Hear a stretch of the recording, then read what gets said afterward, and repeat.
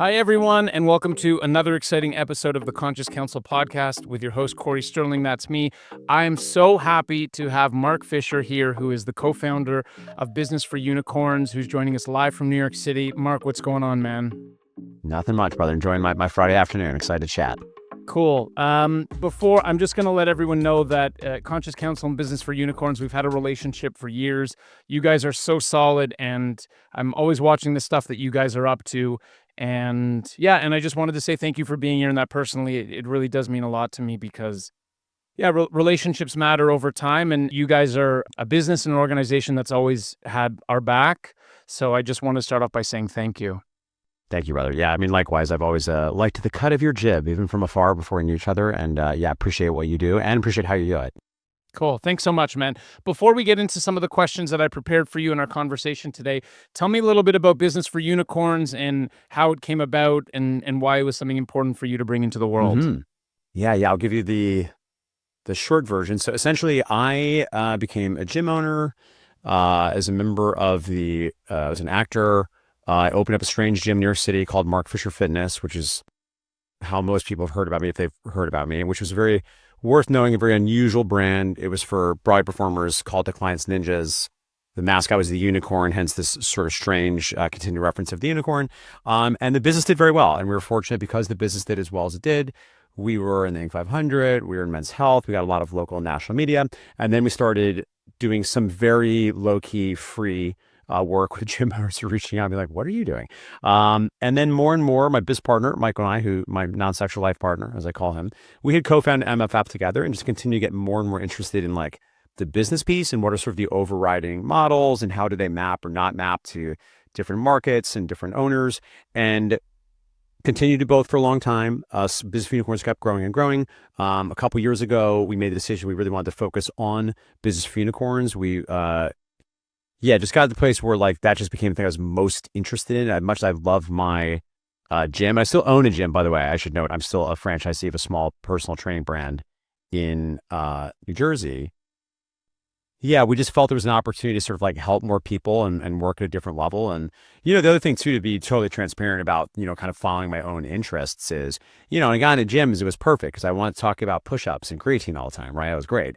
And then I got to the point where it's like, okay, well, I'm like more interested in this other thing. And there, I think was a window where it's like, okay, I'm feeling not necessarily out of integrity per se, because I think I was still doing the job with diligence, but it was no longer reflective of like who I wanted to be or how I wanted to live. And, there's some other things I think in regards to my understanding what the limits of my capacity are and how much I can have in my psychic landscape before I frag. And then I feel like I'm not really doing the work that I want to be doing with my team or the clients, the various people that I feel some responsibility to support them.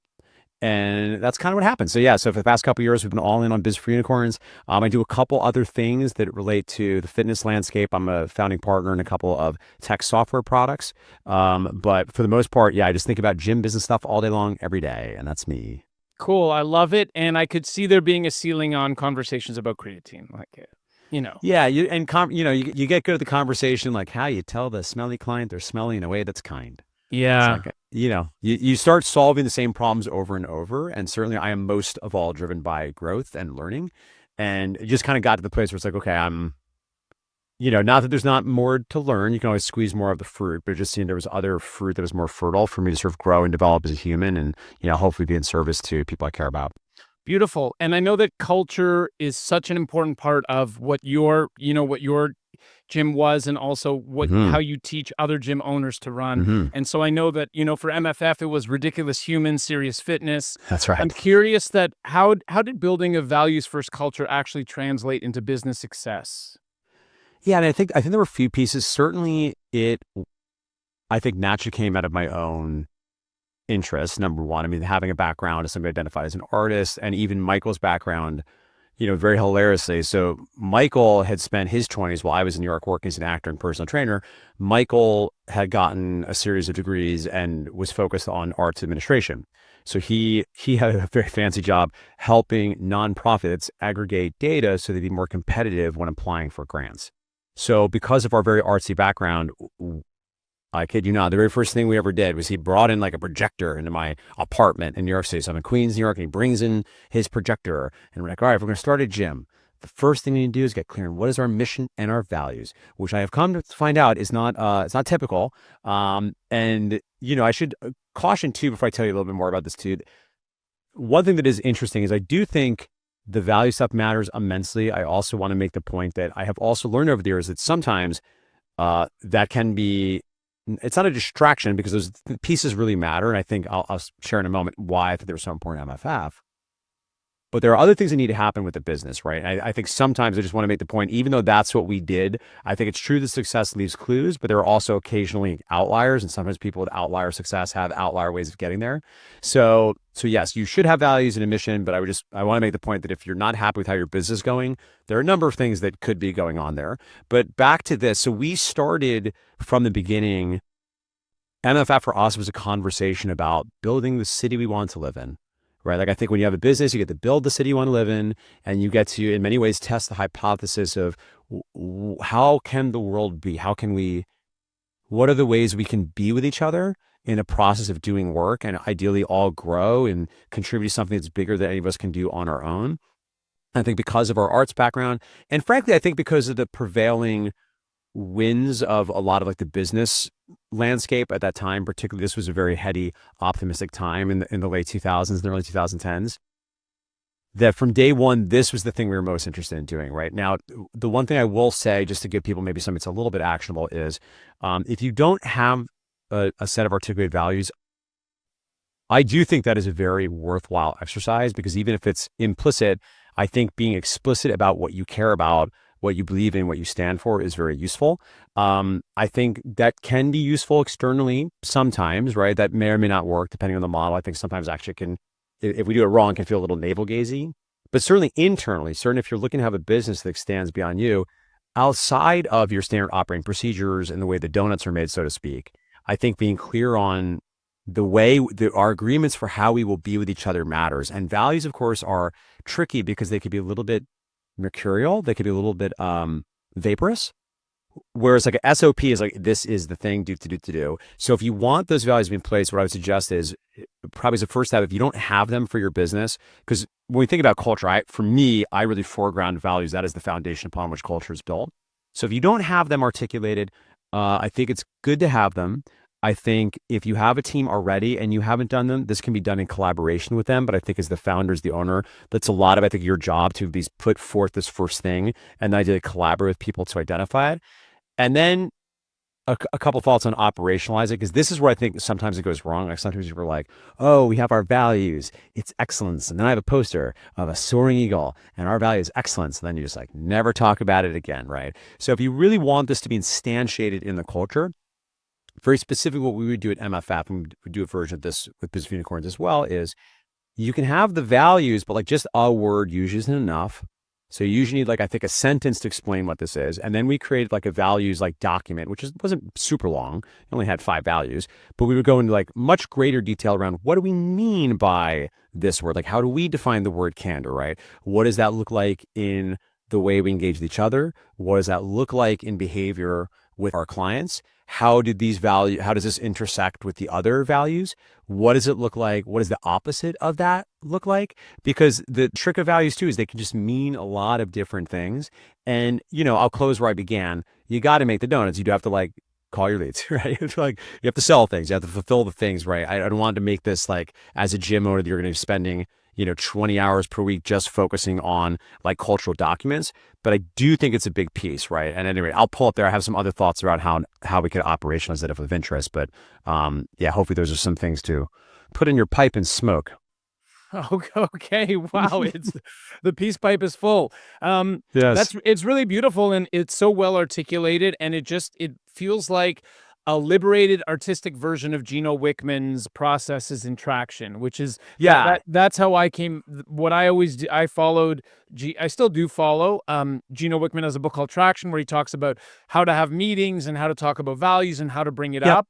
And I agree with you that it's more of an art than a science, in the sense that, especially from the top down, I definitely, as the owner and the leader of the business, you have to live the values. And if integrity is a value, you have to live it. And if open communication is a value, you have to live it. And it's a hybrid between it. And I think that there's that fine balance between implied and explicit, where once a quarter, Hmm. we'll get on a team call and be like, hey guys, like, okay, love, communication, patience, understanding, empathy. These are our values. This is what it looks like. And then, 3 months go by and it's always a good refresher. So I think Yeah. that was a great response.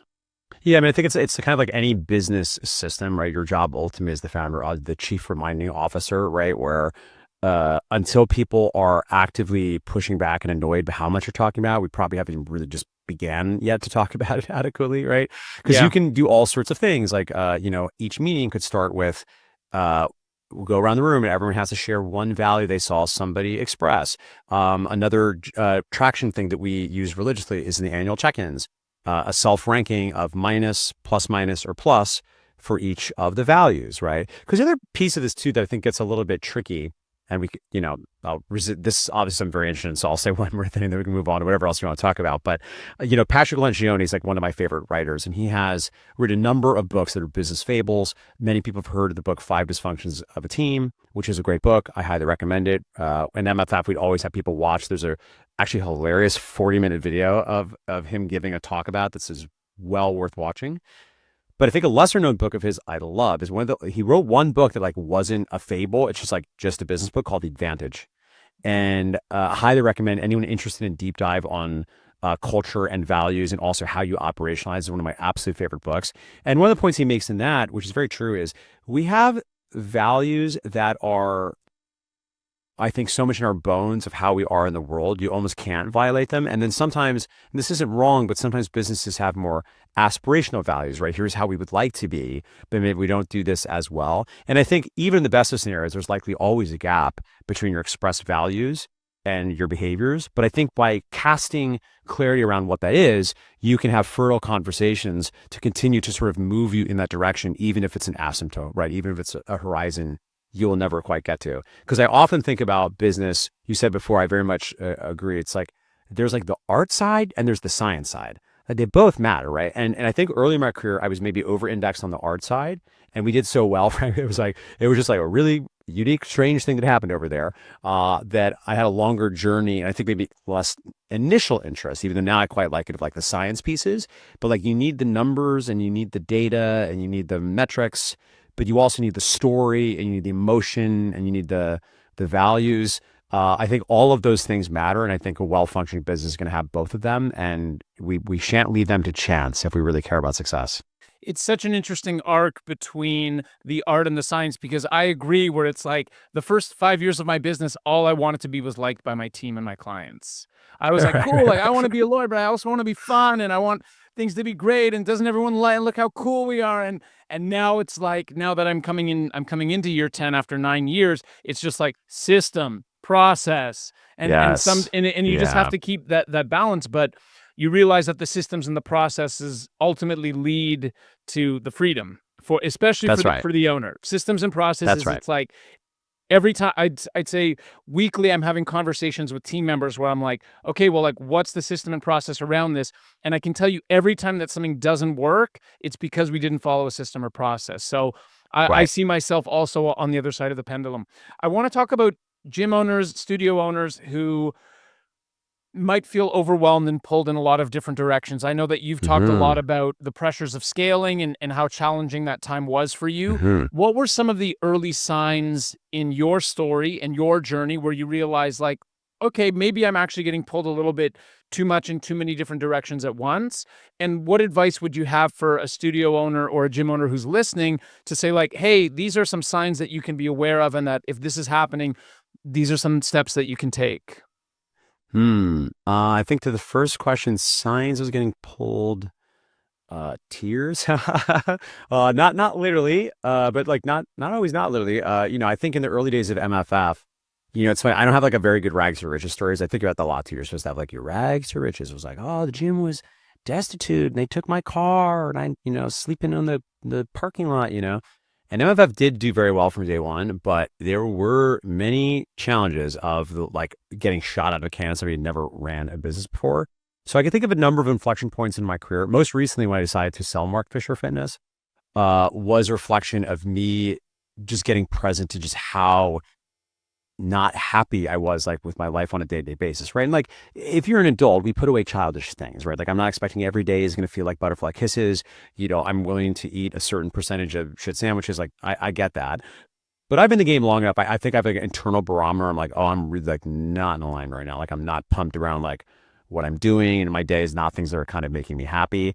And my issue that I personally run into a lot, which is probably what other gym owners can relate to on whatever scale is appropriate, is just like doing too many things, right? Too many things, right? I look back at MFF and like it's just a very complicated business. I was doing a lot of stuff. When I sold MFF, it's because, well, Business for Unicorns is growing and I'm still running MFF and this is a very complicated business and I own another gym in New Jersey. So I hope at this point, I hope I continue to learn new things, which will lead to more challenges. I hope that that particular stove I'm done putting my hands on repeatedly. So yeah, for me, there's like a sense of internal discomfort. As far as how a gym owner might approach it or what I've tried to do, certainly imperfect, but tried, is continuing to allow the exploration of the vision of the life that I want to be creating. Right. And this is interesting too, right? Because this kind of conversation can, I think, also can get a little perilous, can get a little bit divorced from like being in service for other people, right? It can like there's a flavor of this that is not maybe for me, where it's so much about like the business is there to serve me and I want to make as much money as I can or working as little as I can. And it's like, okay, I don't know. I just don't find like the most inspiring. But I would say a lot of gym owners are maybe over indexed the other way a little bit, where you can have them be a little bit feel like a martyr, where they're like, I'm not happy with what we're doing. I'm not happy with my job. I'm not happy with my income. I'm not happy with my freedom, but it's like for the clients, right? Like, and maybe that's all well and good, but I think it both need to matter. Certainly, I don't think any of us are going to be happy if we don't think we're really meaningfully expressing ourselves in service of others. But I think continuing to get clear on, okay, where do I want to be in 5 years? Where do I want to be in 1 year? And very specifically, that is a practice that from the early days, before Mark Fisher Fitness was a thing, that I've done it like more consistent than others over the years. But when I find myself lost, it's often a matter of like, just take a morning, go to a nice hotel lobby, get a strong cup of coffee, put a timer on the clock. And I have, and by the way, if anyone wants to email me, mark@businessforunicorns.com, I'm happy to send you the prompts that I do. Is I've baked out kind of a structure over the years where I will ideally do some physical activity first, but not a super hard workout, but I want to elevate my physiology. I want to do some gratitude practices and think through, okay, what's going well now?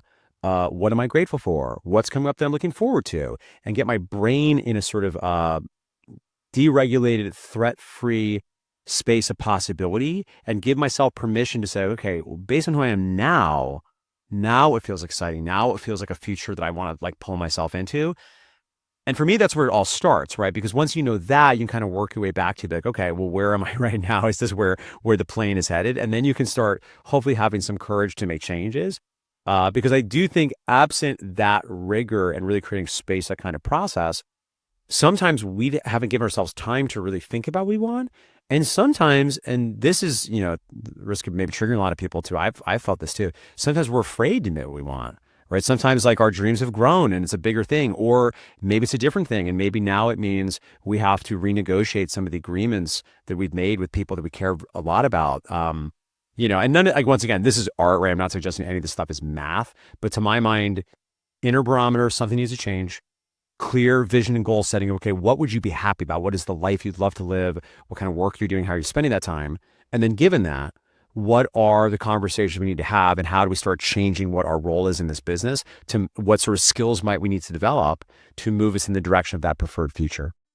How do you begin the conversation with someone who's been a martyr for their business for a lot of years to change that paradigm? Because that's challenging. And like, Yeah. you're preaching to Yeah. the choir. I'm with you. I've Yeah. been online. I've lived all over the world. I've found that balance of putting myself first at the same time as serving my clients. But Mhm. just think about someone who's, stays late, does everything for the team, Yeah. does everything for their clients. What's a baby step for that? Yeah. What a great question. I mean, I think to some extent there is some ideally opening up some curiosity around one's like belief systems, right? What one believes to be true, right? Because quite often I think what's happening there is, first of all, people have this experience of like work needs to be suffering. So sometimes that's playing a role. Sometimes there's self-worth issues where the nature of our identity is such that we don't believe we deserve much. So we're willing to put up with a lot of like suffering in a life circumstance we're not happy with because we just think like that's maybe all we're capable of. There's a charitable version of it is we just do actually care so deep about other people to like a fault. I think oftentimes the way that I can kind of back into this, if and when the issue with the individual's like framing is that what my needs don't matter here, kind of it's about the other people, is in practice, the trite metaphor though may be, you just go back to the oxygen mask. It's like, is that like really, if you were like coaching yourself, what would you say to yourself, right? And I think that would maybe be a start question, right? If you think about what, if you have someone in your life that you know loves you, like maybe a child or a partner or a dear friend, what would they want for you? What is the life they want them to live? And I think third, the oxygen mask metaphor, right? Which is to say that we can't be as valuable as we want to other people unless we're really taking care of ourselves. And again, I'm the first to admit, like, listen, this is an art, right? I think we want to live the questions on this one. I think there's a dichotomy one has to manage between, not letting the tyranny of the quantifiable run you over and let the business goal tail wag the dog. But at the same time, if someone it has some real emotional conflict, some tension inside of themselves because they're not completely satisfied with what they're doing beyond the usual dissatisfaction. We probably want some of that. But if we know foundationally we are not living the life we want to be living, you can't help other people anyway, right? Like you're not really, particularly as the leader, like you're so contagious. You're just bleeding on over everybody all day. You're just bleeding all over your energy, right? So if you're coming, and particularly if we're in like fitness, like yes, we're usually working through some modality. There's some fitness piece, right? But like the risk of being overly grandiose, like we also want to be a part of an energetic exchange where we play a role in someone facilitating the process of their self-healing, right? Like there's some, and because it is like, it's a somatic work. And again, you can't sell that. I get it, right? As you say, Mark Fisher Fitness, it's like they come for the six pack, but they stay to cope with anxieties of modernity and the fact that they never they know will die, right? So you can't sell that. No one's buying that off the landing page. But if you think about how you want to be in service, like one of the best ways to be in service is to sort of take care of your own energy. Because if you can show up tuned in, turned on, ready to go, particularly as the leader, right? And that can even be you as a coach, right? It's not even just you as like the leader of a team. Of course, that's one, I think, straight. But there's also you as the coach, like the energy you bring to your clients. Like we're not capable of doing the work we want unless we take this advocating for our managing our own needs seriously.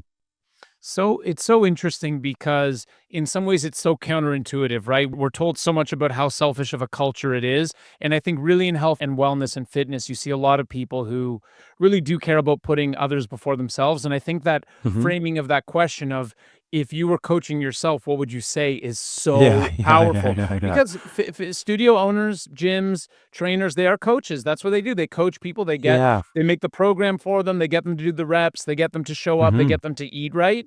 And who's taking care of you at the end of the day? And you're so right Yeah. that when your cup is full, you're able to support others. But if your cup is empty, that you're not able to. So there's so much to take away there. I just want to ask one technical question before we wrap up. I know that Mm-hmm. you're a big advocate for raising prices. Mm-hmm. I know Yes. that's part of your credo and your way to Yes. build businesses. Maybe you could explain a little bit about why that's such an important part of your approach and Mm. philosophy. Yeah, I mean, so certainly this is so interesting, right? This like intersects a lot of the self-worth issues we just discussed. Yeah, and it is funny, right? Because like in a vacuum, and I have a number of benchmarks that I know based on a market and specifically based on a coach to client ratio, what we want to see essentially is the average revenue per month per client. And the reason this matters in a SO foundation is it's usually one of the very first things we look at is the reality is there is a science component of business, right? There is like a math component, and these businesses also aren't all that complicated, right? Like you're only gonna be able to accommodate so many clients in so big of a square footage in a certain coach to client ratio. You're gonna have some, certain benchmarks ideally be hit for things like rent and for payroll. And unless you're charging an adequate amount of money, the math just will never math. It won't matter, right? That's again, the first thing we look at that is because we don't want to, a mentor of mine, Great Cook, had something called has the functional movement screen, right? They always say, you don't want to add strength to dysfunction. I don't want to make the car go faster foundationally, like it's not working. So we have a number of what I think of as like health vital signs, we're going to look at first to make sure the model makes sense before we try to grow the business. And pricing is really one of the most important levers, right? It's also one of the ways where if in fact somebody has not raised prices in a long time, there's not a lot of magic rabbits I'm able to pull out of the hat, but one of them could be like, yeah, that in a lot of cases, that's a pretty quick move to make. And if the service is good, and if you are underpriced for the market, I always say, yeah, you should expect like 3 to 5% of the clients to be upset and reach out. Maybe you lose 1 and 2% of people, maybe. But on the other end of that, usually you've meaningfully increased your bottom line profit. And by the way, I'm not saying you need to like take all that per se. Maybe like you do some investments, you do some more paid ads to grow the business further. Maybe there's an opportunity to pay your team a little bit more if you're not able to pay them as much as you want. But ultimately, we don't have any optionality if we're underpriced for the market. And further, it's worth knowing like your landlord's raising their rates every year, right? Like most vendors you work with are raising their rates every year. So it's funny, I was talking with a client recently that hadn't raised rates in 10 years. You can't believe it. 10 years. And I looked this up online and I was like, wow, 2016 and 2026 has been something like everything is 37% more expensive. 37% more expensive. So at any rate, there's a lot one could say about that. We do have, if you go to businessunicorns.com, it's a free resource if you want to grab it. You'll see our recommendations that go in more granular about how you do that. Because this is scary. This is something that like you want to do the right way. And listen, I run a business too. It's like I'm not just the president of the Hair Club for Men. I'm also a client. So I know what it's like when you're like, oh no, I have to do this. And now I'm feeling a little scared about it. So, and of course that's the advantage of, I think sometimes having some outside eyes and some people that are not in the business and is emotionally invested is they can help support you to move forward in the direction of your dreams. Totally. One thing that I always say to my team, if we raise our prices or if we change a process, I'm like, the next client who signs up has no idea what our prices used to be. Also true. Or the next person who signs up doesn't know that instead of getting the legal documents in 8 days, we used to give it in 6. Like nobody knows. That's right. That's right. The sort of the last thing that I want to share, and this is just, I have to share this with someone because I live in Brazil and my friends don't speak English and I can't really have conversations like this so often, but I saw a clip of George St. Pierre, GSP, who was a fighter in the UFC, and it was just a clip of him on Joe Rogan. And it was just like a YouTube short, and GSP is just like, he's like, I realized nobody cares. Like no one cares about me. No one cares about me.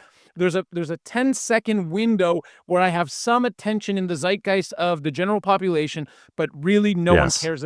And for me, I was just like walking on the beach under the stars with my dog. And I was like, if no one cares about GSP, definitely no one cares about me. And I think it's such a great reframe for business owners to remember that. It's like, you think that it's all about you and that everyone's always thinking about what the prices are and all these things, but it's like, people are happy to support you. They love you. You raise your prices, you explain why. And I always say to clients, like, when you're raising your prices, just say, hey, we want to provide better services to you and have a better experience. And everyone gets it because everyone works and everyone sees that everything else is going up. So that's absolutely right. Yeah, people are adults in the world and they know that this happens. And listen, nobody's particularly excited about prices being raised, but enough said. This is a thing we do as business owners, and you can do it too. Your dentist is not overly wringing their hands before they're like, dear cherished dental clients, I'm so nervous to tell you. They don't even tell you your reaction, by the way, your dentist. It's just more money.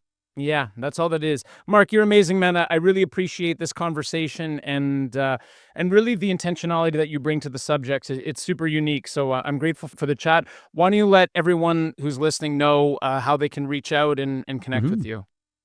Yeah, best way to find me is if you go to businessunicorns.com. That's our website. You can also follow B4U if you're an Instagram person at Business for Unicorns. I personally am on LinkedIn some of the time, and you can find me on Instagram at Mark Fisher Human Being, but it will largely be a weekly shared story of my 4-year-old daughter that my wife has posted that I reshare. So that was the best place to find me. I think that's the content that all the listeners are looking Giving for. the people what they want, really. Yeah, it's selfless. It actually is selfless. Yes. Cool. Mark, you're the best, man. Thanks so much. What a pleasure.